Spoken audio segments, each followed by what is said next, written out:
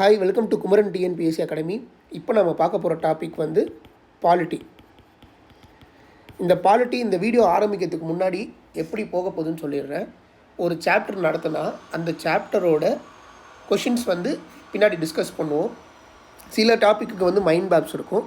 அந்த டிஸ்கஸ் பண்ண போகிற கொஷின்ஸ் எப்படி இருக்கும்னா அசர்ஷன் அண்ட் ரீசனிங் டைப்பில் இருக்கும். இந்த ஒரு ஸ்டேட்மெண்ட் கொடுத்துட்டு இந்த ஸ்டேட்மெண்ட் ட்ரூ ஆர் ஃபால்ஸா அப்படி கேட்பாங்க இல்லையா, அந்த மாதிரியான டைப் கொஷின்ஸ் தான் இருக்க போகுது. எல்லா கொஷின்ஸுமே அப்படி தான் நான் எடுக்க போகிறேன். ஏன்னா பாலிட்டிக்ஸில் முக்கால்வாசி இப்படி தான் கேள்வி கேட்குறாங்க. டைரெக்டாக இருக்க கொஷின்ஸ் வந்து 1-2 கேள்வி தான் இருக்க போகுது. ஸோ நம்ம படிக்கிறது எல்லாமே வந்துட்டு அசர்ஷன் அண்ட் ரீசனிங் மாதிரி படிச்சிட்டோம்னா பிரச்சனை இல்லை. அதே மாதிரி முக்கியமான டாபிக்ஸுக்கெலாம் சில இதெல்லாம் மைண்ட் மேப்ஸ் மாதிரி வச்சுக்கலாம். அதுவும் உங்களுக்கு ரொம்ப யூஸ்ஃபுல்லாக இருக்கும். மெயின்ஸ் எழுதுறவங்களுக்கு ரொம்ப ரொம்ப யூஸ்ஃபுல்லாக இருக்கும். ஃபர்ஸ்ட் டாபிக் உள்ள போயிடுவோம். முதல்ல பாலிட்டி ஆரம்பிக்கிறவங்க எப்பயுமே இந்த ஹிஸ்டாரிக்கல் பேக்ரவுண்டை ஃபஸ்ட்டு பார்த்துக்கோங்க. லக்ஷ்மிகாந்த் புக்லேயும் ஃபஸ்ட்டு இதுதான் இருக்கும். ஏன்னா இந்த ஹிஸ்டாரிக்கல் பேக்ரவுண்ட் தெரிஞ்சதுன்னா அடுத்தடுத்து நடக்கிற ஈவெண்ட்ஸ் யூஸ்ஃபுல்லாக இருக்கும். முன்னாடி இது நடந்தது, இந்த வருஷத்தில் இது நடந்தது, இந்த வருஷம் இது நடந்தது, அதனால தான் இந்த சட்டங்கள்லாம் கொண்டு வராங்க அப்படின்றதெல்லாம் வந்து ரொம்ப ஈஸியாக புரியறதுக்கான வாய்ப்பு இருக்குது. எந்தெந்த டைமில் என்னென்ன நடந்ததுன்றது தெரிஞ்சுக்கிட்டோம்னா பின்னாடி படிக்கிறதுக்கு ரொம்ப யூஸ்ஃபுல்லாக இருக்கும். இங்கே நடக்கிற ஈவெண்ட்ஸ்லாம் பின்னாடி கனெக்ட் பண்ணி படிக்கிறதுக்கு யூஸ்ஃபுல்லாக இருக்கும். சரி, பிரிட்டிஷ் வந்து 1600 வணிகர்களாக வராங்க, ட்ரேடர்ஸாக வராங்க. ஈஸ்ட் இந்தியன் கம்பெனி அப்படின்ற பேரில் குயின் எலிசபெத் 1 கிட்ட ஒரு சார்ட்டர் வாங்கிட்டு, ஒரு சாசனம் வாங்கிட்டு வராங்க. அங்கேருந்து அவங்க 1765 வரைக்கும் கிட்டத்தட்ட ஒரு கொஞ்சம் கொஞ்சமாக வளர்ந்துக்கிட்டே வராங்க. அப்புறம் 1765 வந்து ட்ரேடிங் மட்டும் இருந்தவங்க, வர்த்தகமாக மட்டும் இருந்தவங்க திவானி ரைட்ஸும் வாங்கிக்கிறாங்க. அதாவது வருவாய் மற்றும் சிவில் நீதிக்கான உரிமைகள், திவானி வரி விதிக்கிறதெல்லாம் கூட வாங்கிக்கிறாங்க. எங்கெங்கன்னா பெங்கால், பீகார், ஒரிசா, அதெல்லாம். இந்த இடத்துல இருந்து அவங்க டெரிட்டோரியல் பவரை ஆக்கிரமிக்க தொடங்குறாங்க. அதாவது பிராந்திய சக்தியாக உருவாக ஆரம்பிக்கிறாங்க. அவங்களுக்குன்னு சொந்தமாக நிலங்கள் அதெல்லாம் உருவாக ஆரம்பிக்குது. இப்படியே கொஞ்ச நாள் போக போக 1858 சிப்பாய் கழகம் நடக்குது. கிரேட் இந்தியன் வார்னு சொல்லுவாங்களா, ஃபர்ஸ்ட் வார் ஆஃப் இந்தியா, அது நடக்குது. அதுக்கப்புறம் என்ன ஆகுதுன்னா, இந்த கம்பெனியோட இது ஓவராக போக போக இந்தியாவிலேருந்து பிரிட்டிஷோட கண்ட்ரோல் கொஞ்சம் கொஞ்சமாக போயிருக்க வேண்டிய விஷயம். அதனால் பிரிட்டிஷ் அரசாங்கமே டைரெக்டாக வந்து கவர்னன்ஸ் எடுத்துக்கிட்டாங்க. அங்கேருந்து 1947 வரைக்கும் பிரிட்டிஷ் கவர்மெண்ட் ஆண்டாங்க நம்மளையா. இதுதான் வந்து ஒரு ஜிஸ்ட் மாதிரி சொல்லலாம். இதுக்கப்புறம் உள்ளே எப்படிலாம் நடந்ததுன்னு பார்க்கலாம். சரி, 1773 1858 வரைக்கும் இது கம்பெனி ரூல் அப்படின்னு சொல்கிறாங்க. 1858 47 வரைக்கும் க்ரௌன் ரூல். கம்பெனி ரூல்னா ஈஸ்ட் இந்தியா கம்பெனி, க்ரௌன் ரூல்னால் டைரெக்டாக பிரிட்டிஷ் அரசாங்கம் குயினின் தலைமையில் இதெல்லாம் பண்ணுறாங்கன்னு அர்த்தம். நம்ம 1946 நமக்குன்னு ஒரு சட்டம் உருவாக்கிக்கிட்டோம் இல்லையா, அரசியல் சட்டம் தேவைப்பட்டுச்சு இல்லையா. அந்த சட்டம் உருவானது எப்போது? ஜனவரி 26, 1950 வந்து நடைமுறைக்கு வந்தது இல்லையா. அதுக்கு முன்னாடி வர்றதுக்கு முன்னாடி என்னென்னலாம் நடந்தது, என்னென்ன பாலிசிஸ்லாம் இருந்தது, எதெல்லாம் வேர்களாக இருந்தது, நம்மளோட கான்ஸ்டியூஷன் உருவாக்குறதுக்கு எதெல்லாம் வேர்களாக இருந்ததுன்றது தான் நம்ம இப்போ ஒவ்வொன்றா ஹிஸ்டாரிக்கல் பேக்ரவுண்டில் பார்க்க போகிறோம். சரி, ஃபர்ஸ்ட் பார்த்துடலாம். முதல் ரெகுலேட்டிங் ஆக்ட் ஆஃப் 1773, அதாவது 1773 ஒழுங்குமுறை சட்டம். சரி, இது வந்து கிரேட் கான்ஸ்டியூஷனல் இம்பார்ட்டன்ஸ் இருந்திருக்கு. ஏன்னா இதுதான் முதல்ல பிரிட்டிஷ் கவர்மெண்ட் வந்து இந்த கிழக்கிந்திய கம்பெனியை கண்ட்ரோலில் எடுத்துக்கணும், அவங்களோட வேலைகள், அவங்களோட நடவடிக்கைகள்லாம் நம்ம ஒரு கட்டுக்குள்ளே கொண்டு வரணுன்றதுக்காக பிரிட்டிஷ் அரசாங்கம் எடுத்த முதல் அடி இதுதான். சரி, இதில் என்ன பண்ணாங்கன்னா, ஃபர்ஸ்ட் டைமாக political and administrative functions of the கம்பெனியை ரெகக்னைஸ் பண்ணுறாங்க. அதாவது நிறுவனத்தோட அரசியல் மற்றும் நிர்வாக செயல்பாடுகளை வந்து அங்கீகரித்து இனிமேல் வந்து இந்த மாதிரி தான் பண்ணணும் அப்படின்னு சொல்லி ஒரு செட் ஆஃப் ரூல்ஸ் கொடுக்குறாங்க. அதுதான் வந்து இந்தியாவோட சென்ட்ரல் அட்மினிஸ்ட்ரேஷனுக்கு ஒரு ஃபவுண்டேஷன். அது உருவான இந்திய அரசாங்கத்து மாதிரி அந்த காலத்தில் பிரிட்டிஷ் மொத்தமாக ஃபுல்லாக பிரிட்டிஷ்காரங்க ஆள்றதுக்கான முதல் அடியாக, ஒரு மத்திய நிர்வாகத்துக்கான முதல் அடியாக இதுதான் இருந்தது. சரி, இந்த ரெகுலேட்டிங் ஆக்ட் ஆஃப் 1773 அப்படி என்னென்னலாம் இருந்தது? முதல்ல இந்த ஆக்ட் வரதுக்கான காரணம் என்னென்னா, கம்பெனி வந்து அவங்களோட ப்ரிவிலேஜை வந்து ரொம்ப மிஸ்யூஸ் பண்ணிட்டாங்க. அவங்களுக்கு கொடுக்கப்பட்ட பவரெல்லாம் வந்து இஷ்டத்துக்கு அவங்க ரொம்ப ஆடிட்டானுங்க. அதனால் அந்த கவர்மெண்ட் வந்து அவங்கள கட்டுக்கோப்பாக வச்சுக்கணுன்ற மாதிரி ஒரு இது பண்ணி இதை கொண்டு வராங்க. அங்கே பிரிட்டனில் வந்து பிரியமாக இருந்தது வந்து லார்ட் நார்த் அப்படின்னு சொல்கிற ஒருத்தர். ஓகேவா, பிரிட்டிஷ் அரசாங்கத்தோட பிரைம் மினிஸ்டர் யார் இருந்திருக்கா அப்போ? Lord north. இங்கே என்னெல்லாம் நடக்குது அந்த ஃபீச்சர்ஸில், அந்த சட்டத்தில், அந்த ஒழுங்குமுறை சட்டத்தில் என்னென்னலாம் கொண்டு வந்தாங்கன்னா, கவர்னர் ஆஃப் பெங்கால் அப்படின்னு இருந்ததை கவர்னர் ஜென்ரல் ஆஃப் பெங்கால்னு மாற்றுறாங்க. கவர்னர் ஆஃப் பெங்காலை கவர்னர் ஜென்ரல் ஆஃப் பெங்கால்னு மாற்றி அவருக்கு கீழே 4 பேர், ஒரு எக்ஸிக்யூட்டிவ் கவுன்சில் மாதிரி ஒன்று உருவாக்குனாங்க. அதாவது ஒரு நிர்வாக குழு ஒன்று உருவாக்கி அவங்களுக்கு கீழே 4 பேர் வேலை செய்கிற மாதிரி பண்ணுறாங்க. சரி, அப்படி ஆக்கப்பட்ட ஃபஸ்ட்டு கவர்னர் ஜெனரல் யாருன்னா லார்ட் வாரன் ஹேஸ்டிங்ஸ், WH. இந்த கவர்னர் என்ன பண்ணுறாருன்னா, பெங்கால் தான் அப்போ பெரிய பிராந்தியமாக இருந்தது இல்லையா. பாம்பே மெட்ராஸை கம்பேர் பண்ணும்போது பெங்கால் தான் பெருசு. அந்த காலகட்டத்தில் பாம்பே தனியாக, மெட்ராஸ் தனியாக, எல்லோரும் தனித்தனி சட்டங்கள் தனித்தனியாக அவங்கவுங்களுக்கும் தேவையான சட்டங்களை போட்டுட்டு இருந்தவர் இவர் என்ன பண்ணுறாரு, பாம்பேவும் மெட்ராஸும் எனக்கு கீழே வரணும் அப்படின்னு சொல்லி மாற்றிடுறாரு. ஏன்னா அதுக்கு முன்னாடி வந்து மூணு மூணு பிரசிடென்சியும் தனித்தனியாக இருந்ததை இவருக்கு கீழே கொண்டு வந்துட்டார், பெங்காலுக்கு கீழே. சரி, அதுக்கப்புறம் என்ன பண்ணுறாருன்னா, சுப்ரீம் கோர்ட் ஒன்று உருவாக்கப்படுது கல்கத்தாவில், ஃபோர்ட் வில்லியம் அப்படின்ற இடத்துல 1774 ஒரு சீஃப் ஜஸ்டிஸ், ஒரு தலைமை நீதிபதி, 3 நீதிபதிகள் கொண்ட ஒரு சுப்ரீம் கோர்ட் ஒன்று உருவாகுது. அப்படி முதல்ல தலைமை நீதிபதியாக வந்தவர் யாருன்னா எலைஜா இம்பே.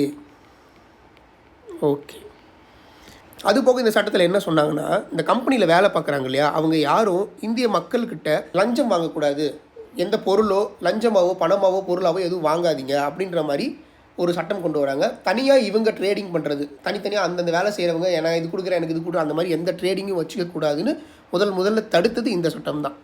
அதுபோக பிரிட்டிஷ் கவர்மெண்ட் இந்த கம்பெனி மேலே ஆதிக்கம் செலுத்தணுங்கிறதுக்காக கோர்ட் ஆஃப் டைரக்டர்ஸ் அப்படின்னு சொல்லி ஒரு நிறுவனத்தின் நிர்வாக குழு ஒன்று உருவாக்கி, அவங்க இந்த ரெவன்யூ, சிவில், மிலிட்ரி, அதாவது வருவாய், சிவில், இராணுவம் சேர்ந்த விஷயங்களோட ரிப்போர்ட் எல்லாத்தையுமே வந்து பிரிட்டிஷ்கார அரசாங்கத்துக்கு சொல்கிறதுக்காக ஒரு பாடி நிறுவுகிறாங்க.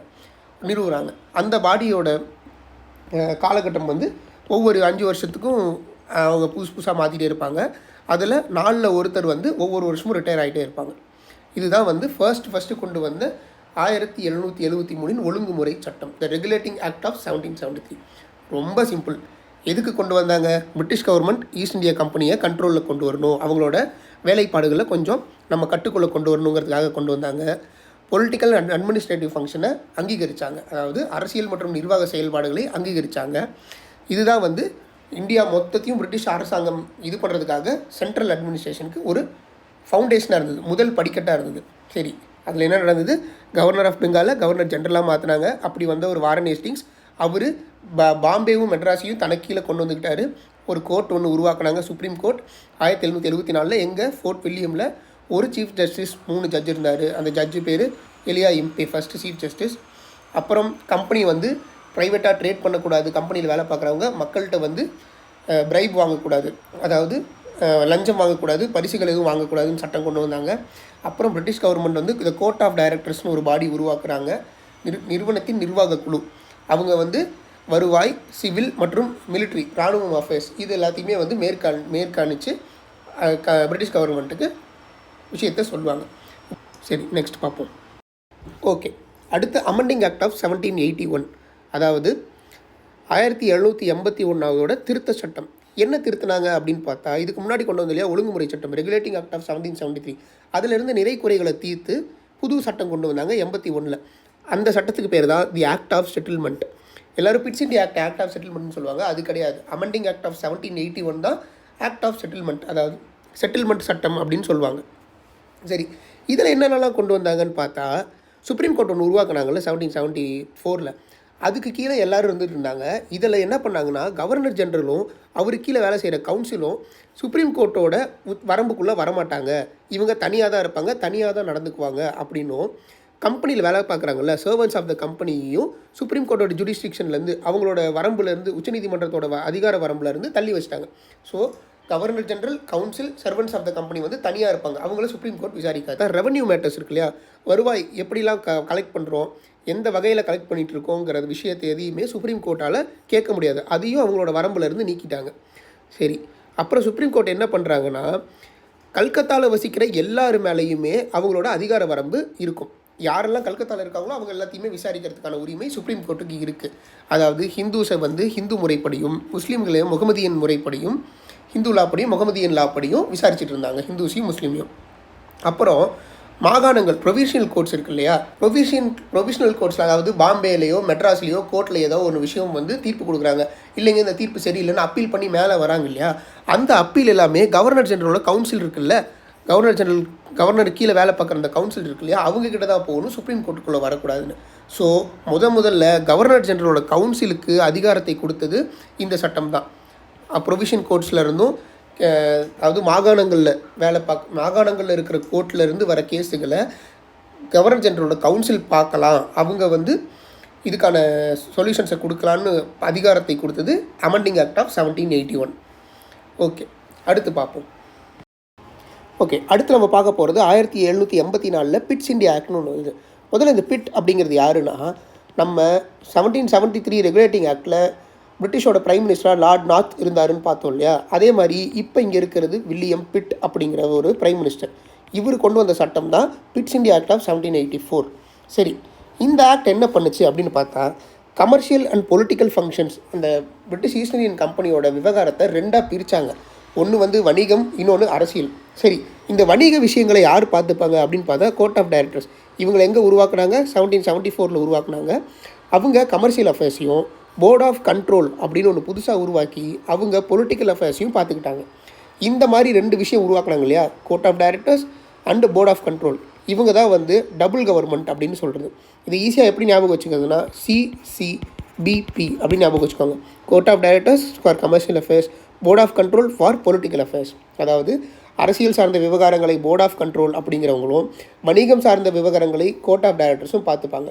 இதுக்கு பேர் தான் டபுள் கவர்மெண்ட். இந்த board of control British possessions in India, அதாவது பிரிட்டிஷ் அரசாங்கத்தின் கட்டுப்பாடில் இருக்கும் இந்திய இடங்கள் எப்படி வாங்கியிருப்பாங்க? இந்த பிரிட்டிஷ் அரசாங்கம் இந்திய அரசுகிட்டிருந்து டாக்ட்ரின் ஆஃப் லேப்ஸ் போன்ற சட்டங்களை இயற்றி நிலங்களை பறிச்சுக்கிட்டாங்க இல்லையா. இந்த நிலம் வந்து இனிமேல் பிரிட்டிஷ்க்கு சொந்தமானதுன்னு. அந்த மாதிரி இடத்துல இருக்கக்கூடிய சிவில் மற்றும் மிலிட்டரி விஷயங்களை, இராணுவம் விஷயங்கள், அப்புறம் வணிக விஷயங்கள் எல்லாத்தையுமே இந்த போர்ட் ஆஃப் கண்ட்ரோல் வந்து சூப்பர்வைஸ் பண்ணிப்பாங்க அப்படின்னு ஒரு அதிகாரத்தையும் கொடுத்தாங்க.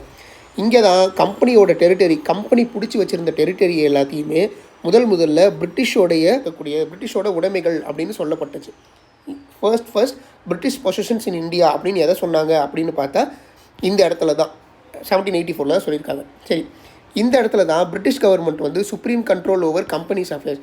இப்போ கம்பெனியோட வேலைப்பாடுகளில் முழுமையான அதிகாரம் யார்கிட்ட இருக்குங்கிறது பிரிட்டிஷ் கவர்மெண்ட்டில் தான் இருக்குது அப்படின்றத தெளிவாக எடுத்து காட்டின ஒரு ஆக்ட் தான் இந்த பிட் இந்தியா ஆக்ட் ஆஃப் 1784.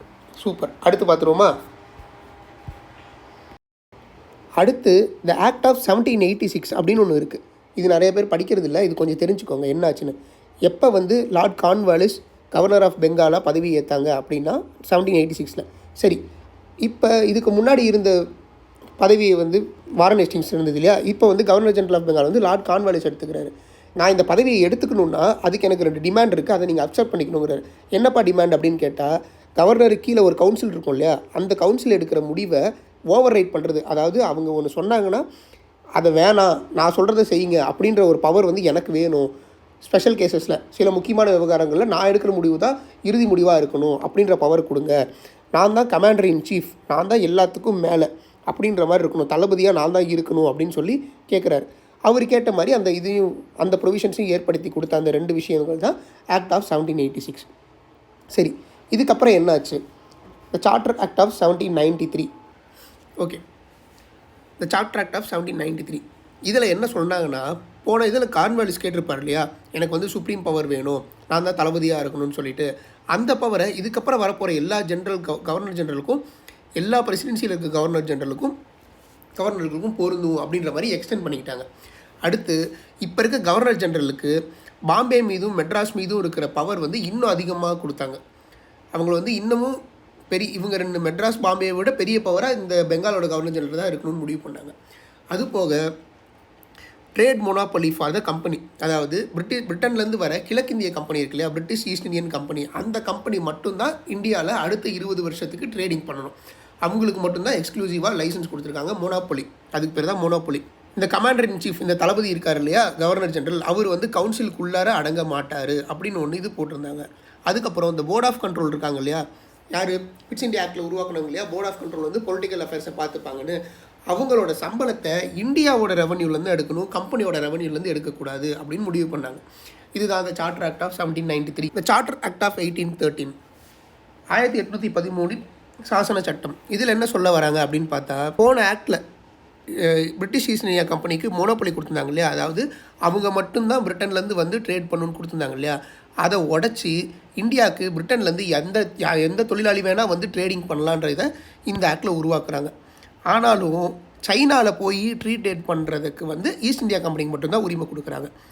இந்த இடத்துல தான் வந்து பிரிட்டிஷ் க்ரௌன், அதாவது அந்த ராணியோட அதிகாரம் வந்து கம்பெனியோட டெரிட்டரி மேலே புகுத்தப்படுது கொஞ்சம் கொஞ்சமாக. நீ மட்டும் என்னடா பண்ணுறது, நான் எல்லாருக்கும் அனுமதி கொடுப்பேன், என்னால் என்ன பண்ண முடியுன்ற மாதிரி ஒரு மேலும் ஒரு அதிகாரத்தன்மை வந்து கம்பெனி மேலே உருவாகுது. சரி, அதுக்கப்புறம் பிரிட்டிஷ் வந்து 1,00,000 ரூபாய் இந்தியாவோட எஜுகேஷனுக்காக வழங்குறாங்க. அந்த காலத்தில் 1,00,000ங்கிறது ரொம்பவே அதிகம். வெஸ்டர்ன் எஜுகேஷன் அவங்களோட படிப்பு முறையை இந்தியாவில் வளர்த்துறதுக்காக 1,00,000 ரூபாய் ஒதுக்குறாங்க. அப்புறம் லோக்கல் கவர்மெண்ட் வந்து இந்தியாவில் இருக்க லோக்கல் கவர்மெண்ட் வந்து மக்கள் மீது வரி விதிக்கலாம், அப்படி வரி கொடுக்காதவங்க மேலே தண்டனையும் கொடுக்கலாம் அப்படிங்கிற ஒரு விஷயத்தை வந்து 1813 கொண்டு வராங்க. இந்த ஆக்ட் ரொம்ப முக்கியம். இதுதான் வந்து மோனோபொலி அபாலிஷ் பண்ணிச்சு. இங்கே தான் வந்து எஜுகேஷனுக்கு 1,00,000 ரூபாய் கொடுக்குறாங்க. அடுத்தது பார்ப்போம். சரி, அடுத்து சார்ட்டர் ஆக்ட் ஆஃப் 1833 1833 சாசன சட்டம். இதில் இந்த வார்த்தை ரொம்ப முக்கியம். ஃபைனல் ஸ்டெப் டுவர்ட்ஸ் சென்ட்ரலைசேஷன் இன் பிரிட்டிஷ் இந்தியா. அதாவது இந்திய மையப்படுத்துதலை கடைசி பகுதி இதுதான். இதுக்கு அப்புறமேட்டுக்காக க்ரௌன் ரூல் வந்ததுக்கப்புறம் இந்தியாவை தனித்தனியாக அவங்கவுங்க நம்ம இந்தியர்களுக்கு கொடுக்க ஆரம்பித்தாங்க. கொஞ்சம் கொஞ்சமாக டீசென்ட்ரலைஸ் பண்ணிட்டு வந்தாங்க. கம்பெனி ரூல் அப்படின்னு வருது இல்லையா, அதாவது 1773 1858 வரைக்கும் சென்ட்ரலைசேஷன் நடக்கும். இந்தியாவை மொத்தமாக பிரிட்டிஷ் கண்ட்ரோலில் கொண்டு வரணும்னு நினைப்பாங்க. கம்பெனி ரூல் முடிஞ்சு க்ரௌன் ரூல் வந்ததுக்கப்புறம் இந்தியாவை பிரித்து இந்தியர்கள்கிட்டயே கொஞ்சம் கொஞ்சமாக கொடுத்துட்டு வருவாங்க. இந்த விஷயத்தை நல்லா ஞாபகம் வச்சுக்கோங்க. The final step towards centralisation வந்து 1833 தான் நடக்க ஆரம்பிக்குது. சரி, இதில் என்ன பண்ணுறாங்கன்னு பார்த்தா, கவர்னர் ஜெனரல் ஆஃப் பெங்கால்னு இத்தனை நாளாக கூப்பிட்டு இருந்ததை கவர்னர் ஜெனரல் ஆஃப் இந்தியா அப்படின்னு கூப்பிடுறாங்க. சரியா, அப்படி கூப்பிட்டு அவர் கையில் சிவில் அண்ட் மிலிட்ரி பவர், அதாவது மக்களோட சிவில் அண்டு இராணுவ அதிகாரத்தை எல்லாத்தையுமே கவர்னர் ஜெனரல் ஆஃப் இந்தியாவுக்கு கொடுக்குறாங்க. ஸோ ஃபஸ்ட்டு மொத்த இந்தியாவுக்குமே அத்தாரிட்டி எங்கே கிரியேட் ஆகுதுன்னா ஆக்ட் ஆஃப் 1833 தான். என்டையர் டெரிட்டோரியல் எங்கெங்கெல்லாம் பிரிட்டிஷ் வந்து பிடிச்சி வச்சுருக்காங்களோ அந்த எல்லாத்துக்குமே வந்து தலைவர் யாருன்னா இந்த கவர்னர் ஜெனரல் ஆஃப் இந்தியா தான். அப்படி முதல்ல தலைவரானது யாருன்னா வில்லியம் பென்டிக்ட். சரி, இவர் என்ன பண்ணுறாருன்னா கவர்னர் ஆஃப் பாம்பே மெட்ராஸ் அவங்க சட்டம் இயற்றும் அதிகாரம் இருந்தது, அந்த லெஜிஸ்லேட்டிவ் பவர், அந்த ஆளுநர்களுக்கான சட்டம் இயற்றும் அதிகாரத்தை பிடுங்கிக்கிறார். நான் போடுற சட்டம் தான் இந்தியா ஃபுல்லாகவே இனிமேல் அப்படின்ற மாதிரி பவர் கொண்டு வரார். சரியா, அந்த ஆக்ட் அவங்க கொண்டு வந்த சட்டங்கள் இதுக்கு முன்னாடி கவர்னர் ஜெனரலாக இதுக்கு முன்னாடி பாம்பே மெட்ராஸ்க்கும் இருந்த சின்ன ஆளுநர்கள் அவங்க கொண்டு வந்த சட்டம் எல்லாமே ரெகுலேஷன்ஸ், வெறும் ஒழுங்குமுறைகள் தான் அப்படின்னு கொண்டு வரப்பட்டு, நான் கொண்டு வரது தான் இனிமேல் சட்டம்னு கவர்னர் ஜெனரல் ஆஃப் இந்தியா கொண்டு வரப்பட்டாங்க. சரி, இது வந்து ஈஸ்ட் இந்தியன் கம்பெனியோட மொத்த ஆக்டையுமே கமர்ஷியல் வணிக ரீதியாக ஈஸ்ட் இந்தியா கம்பெனி பண்ணிக்கிட்டு இருந்த விஷயங்கள் எல்லாத்தையுமே முடக்கி பியூராக ஒரு அட்மினிஸ்ட்ரேட்டிவ் பாடியாக கொண்டு வந்தது. இது ரொம்ப இம்பார்ட்டன்ட். எந்த ஆக்ட் வந்து ஈஸ்ட் இந்தியன் கம்பெனியோட கமர்ஷியல் பாடியை நிறுத்தி அட்மினிஸ்ட்ரேட்டிவ் பாடியாக கொண்டு வந்ததுன்னு கேட்டால் ஆக்ட் ஆஃப் 1833. அப்படி என்ன பண்ணாங்க, அவங்களோட வணிக செயல்பாடை முற்றிலுமாக நிறுத்திட்டு நிர்வாகமாக மாற்றுறாங்க. ஈஸ்ட் இந்தியன் கம்பெனி வந்து ஒரு நிர்வாகமாக மாற ஆரம்பிக்குது. இதுதான் கம்பெனி டெரிட்டரி வந்து is majesty his hairs and successes, அதாவது நம்மளுடைய ராஜா அவங்களுடைய வழிகளுக்காக தான் இனிமேல் இந்தியாவில் பிடிச்சி வச்சிருக்க இடங்கள்லாம் அப்படின்னு கொண்டு வர ஆரம்பித்தாங்க. சரி, இந்த சிஸ்டம், இந்த சார்ட்டர் ஆஃப் 1833 வந்து open competition for selection of civil servants, அதாவது IAS IPS எக்ஸாம் கொண்டு வர மாதிரியான ஒரு விஷயங்கள் கொண்டு வந்தாங்க. ஆனால் அதை கோர்ட் ஆஃப் டைரக்டர்ஸ் அப்போஸ் பண்ணி நிறுத்தி வச்சுருந்தாங்க. சரியா, இதுவும் ரொம்ப முக்கியம். எங்கே கொண்டு வந்தாங்க ஆனால் நிறுத்தி வைக்கப்பட்டது 1833. சரி, அப்புறம் சைனா ட்ரீட்டே அபாலிஷ் பண்ண ஆரம்பித்தாங்க. எல்லாருக்குமே ஓப்பன் பண்ண ஆரம்பித்தாங்க. மெட்ராஸ், பாம்பே, கல்கத்தா போன்ற மற்ற இடங்கள் எல்லாத்துலேயுமே பிஷப்ஸ் அப்படின்னு ஒருத்தங்க உருவாக்குறாங்க. அடுத்து லாசிஸ் ஃபயர், அதாவது வெகுஜன உற்பத்திக்காக மாஸ் ப்ரொடக்ஷன் இந்தியாவில் இங்கேருந்து எடுத்துகிட்டு போகலாம், இங்கேருந்து எடுத்துகிட்டு போகிறதுக்கு எந்த காசும் கொடுக்க தேவையில்லை, ஆனால் அங்கேருந்து இங்கே கொண்டு வரதுக்கு இந்தியர்கள் காசு கொடுக்கணுன்ற ஒரு முறையை இந்த ஆக்டில் தான் உருவாக்குறாங்க. ஸோ இதுதான் final step toward the centralization of British India. கடைசி charter act, the last series of charter ஆக்ட்னு சொல்லுவாங்க. 1853 தான் கடைசி சாசன சட்டம் உருவாச்சு. இது வந்து பிரிட்டிஷ் பார்லிமெண்ட்டில் 1793 1853 நிறைய விஷயங்கள் நடந்தது. அது எல்லாத்தையுமே ஒன்று ஒன்றா பண்ணிட்டு வராங்க.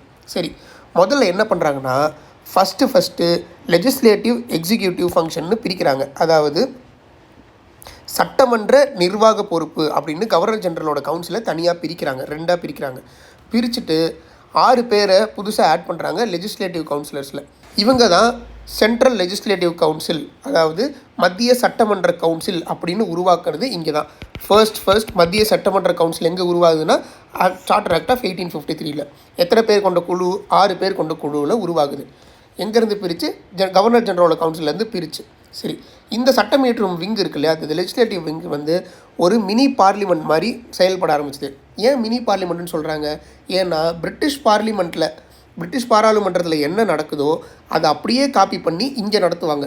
அதனால் இது மினி பார்லிமெண்ட்டுன்னு சொன்னாங்க. அப்படி தான் முதல்ல லெஜிஸ்லேஷன் வந்து ஒரு ஸ்பெஷல் ஃபங்க்ஷன் ஆஃப் கவர்மெண்ட்டாக நடத்த ஆரம்பிச்சது, ஒரு ஸ்பெஷல் மிஷினரியாக. அதாவது முதல்ல சட்டம் இயற்றும் அதிகாரம் வந்து ஒரு தனித்துவமான கவர்மெண்ட் விஷயமாக இங்கே நடத்தப்படுது அப்படின்னு சொன்னாங்க. சரி, 1853 தான் ஓப்பன் காம்படிஷன் சிஸ்டம், அதாவது சிவில் சர்வெண்ட்ஸை கவர்மெண்ட் சர்வெண்ட்ஸை அப்பாயிண்ட் பண்ணுறதுக்காக எக்ஸாமினேஷன் இந்த இடத்துல தான் நடக்குது 1853. சரி, அது நடக்கிறதுக்கு காரணம் யார்? இந்த மெக்கலே கமிட்டி. அவர் தான் வந்து 1854 அப்பாயின்மெண்ட் பண்ணுறவர் இந்த ஆக்டோட சேர்த்திக்கிறாங்க.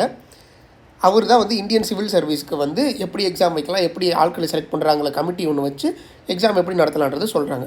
சரி, அடுத்து கம்பெனி ரூலோட பவர் வந்து எக்ஸ்டெண்ட் பண்ணுறாங்க. என்னென்னா, நீங்கள் வந்து ராணியின் பேரில் இன்னும் கூட நிலங்களை அபகரிக்கலாம், இந்தியர்கள்ட்டருந்து நிலங்களை பிடுங்கிக்கலாம். ஆனால் எப்போ வேணால் கம்பெனி ரூல் வந்து தூக்கப்படலாம்.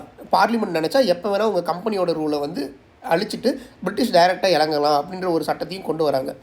இங்கே தான் ஃபஸ்ட்டு இந்தியர்களுக்கான லோக்கல் ரெப்ரசன்டேட்டிவை மத்திய சட்டமன்ற கவுன்சிலில் கொண்டு வராங்க. ஃபர்ஸ்ட் லோக்கல் ரெப்ரசன்டேஷன் எங்கே கொண்டு வராங்கன்னா 1853 தான். அப்படி கொண்டு வந்ததில் 6 பேர் வந்து சட்டமன்றத்தில் புதுசாக வராங்க, கவர்னர் ஜெனரல் கவுன்சிலுக்கு கீழே. அதில் 4 பேர் எங்கேருந்து அப்பாயின்மெண்ட் பண்ணப்படுறாங்கன்னா மெட்ராஸ், பாம்பே, பெங்கால், ஆக்ரா அப்படின்ற இடத்துலேருந்து. இந்த 4 இடத்துலேருந்து இந்தியாவில் 6 பேர் நியமிக்கிறாங்க. 4 பேர் வந்து மெட்ராஸ், பாம்பே, பெங்கால், ஆக்ராலேருந்து வராங்க. எங்கன்னா மத்திய சட்டமன்ற கவுன்சிலில் இது பண்ணுறாங்க. அப்புறம் கோர்ட் ஆஃப் டைரக்டர்ஸ்ன்னு இருந்தாங்க இல்லையா, அவங்கள 24லேருந்து 18 பேருக்காக குறைக்கிறாங்க. இதெல்லாம் தான் கடைசியாக நடந்த சார்ட்டர். இதுக்கப்புறம் என்ன ஆகுதுன்னா, சிப்பாய் கழகம் வருது, கம்பெனியோட கையிலேருந்து இந்தியா கிட்டத்தட்ட நழுவி போகுது. இதுக்கப்புறம் கம்பெனி கையில் இருக்கிறது செல்லுபடி ஆகாது, நாங்கள் வந்து இந்தியர்கள்கிட்ட வந்து நாங்கள் இனி ஒரு ப்ராப்பரான நல்ல அரசாங்கத்தை கொடுக்குறோன்னு சொல்லி பிரிட்டிஷ் கவர்மெண்ட்டே டைரெக்டாக கையில் எடுத்துக்கிறாங்க. அதுதான் இந்த க்ரௌன் ரூல். அதை அடுத்து பார்க்கலாம். இதோட கம்பெனி ரூல் முடியுது. இதுக்கான கொஷின் அண்ட் ஆன்சர்ஸை படிப்போம். எந்த மாதிரினா அசர்ஷன் அண்ட் ரீசனிங் டைப்பில், அதாவது இந்த ஸ்டேட்மெண்ட் உண்மையா, இந்த ஸ்டேட்மெண்ட் தப்பா, இந்த ஸ்டேட்மெண்ட்னால இது நடக்குதா அப்படின்ற மாதிரி ஒரு செட் ஆஃப் கொஷின்ஸ் பார்க்கலாம். நம்ம டெஸ்ட்டும் எழுதி பார்க்கலாம். கம்பெனி ரூலை ஃபுல்லாக தரவு பண்ணிடலாம். ஓகே.